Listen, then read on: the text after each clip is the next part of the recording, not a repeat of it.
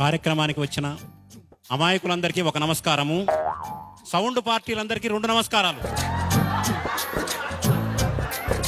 ఇక్కడ మహిళామణులు సోదరీమణులు చాలామంది ఉన్నారు, వాళ్ళ కోసం చెబుతున్నాను. ఒకసారి అడిగారు నన్ను, ఆడవాళ్ళు మంగళసూత్రాన్ని కళ్ళకద్దుకుంటారు, చెట్టంత మొగుడు పక్కనున్నా కూడా ఆ మొగుడినే కళ్ళకద్దుకుంటే బాగుంటుంది కదా, మంగళసూత్రంలో బంగారం ఉంటుంది కానీ మొగుళ్ళో ఉండదు కదా అన్నాను. నాకు ఏ ఊరి వాళ్ళైనా ఇబ్బంది లేదు, కానీ ఒక బందర్ వాళ్ళంటే మాత్రం నాకు ఇష్టం లేదు. ఎందుకంటే బందర్ మా అత్తగారు ఊరు కాబట్టి. ఎంత ఆనందం అండి, మీరు కూడా నా టైపే అనుకుంటున్నాను. ఎవరు టైప్ వాళ్ళని వాళ్ళు ఈజీగా గుర్తించగలరు.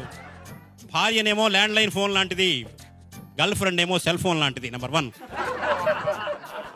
దీనికి తేడా ఇంకోటి ఏంటంటే, సెల్ ఫోన్కు 2 కనెక్షన్లు ఉండొచ్చు, 3 కనెక్షన్లు ఉండొచ్చు. సెల్ ఫోన్కు, ల్యాండ్ లైన్కు మాత్రం ఒకటే కనెక్షన్. ఇంకోటి ఏంటంటే, సెల్ ఫోను చూడగానే ఎంత అందమైన ఫోన్ అయినా 20,000 30,000 పెట్టి కొన్నైనా ఈ పీసు మారిస్తే బాగుంటుంది, ఈ పీసు మారిస్తే బాగుంటుంది అనుకుంటారు. ఎన్ని పీసులు మార్చినా మెంటల్ పీసు రాదు. ఒక ల్యాండ్ లైన్ వల్లనే మెంటల్ పీస్ వస్తుంది. సెల్ ఫోను ఛార్జ్ చేస్తేనే పనిచేస్తుంది, రీఛార్జ్ చేస్తేనే పనిచేస్తుంది. ల్యాండ్ లైన్కు ఛార్జింగ్ అవసరం లేదు, రీఛార్జింగ్ అవసరం లేదు. ఆ తాతగారు ఏం పలకడం లేదంటే సెల్ ఫోన్ 2 3 ఉన్నాయని నాకు డౌట్గా ఉంది. ఇంకో విశేషం ఏంటంటే, సెల్ ఫోను ఛార్జ్ చేస్తే పనిచేయడం, రీఛార్జ్ చేస్తే పనిచేయడమే కాదు, ఇంకొక పెద్ద సౌకర్యం ఉంది అందులో. దాన్ని వైబ్రేషన్లో పెట్టుకోవచ్చు, సైలెంట్ మోడ్లో పెట్టుకోవచ్చు, స్విచ్ ఆఫ్ చేయొచ్చు. కానీ ల్యాండ్ లైన్ స్విచ్ ఆఫ్ చేయడం ఎవరి తరమో కాదు, మోగిందంటే వీధి మొత్తం వినిపిస్తుంది.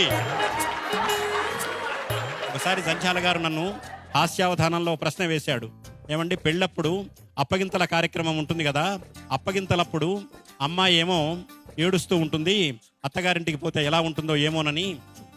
అబ్బాయి ఏమో నవ్వుతూ ఉంటాడు, కొత్త పెళ్లి కొడుకు కొత్త భార్య వస్తుంది అని.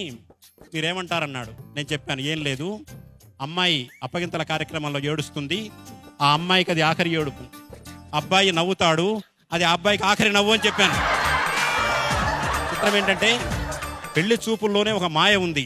అదేంటంటే, పెళ్ళప్పుడు అమ్మాయి అయస్కాంతంలాగా కనపడుతుంది పెళ్లి చూపులప్పుడు.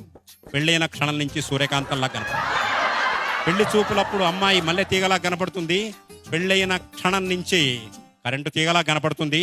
కావాలంటే ఐశ్వర్య భర్తను కూడా కనుక్కోవచ్చు మీరు.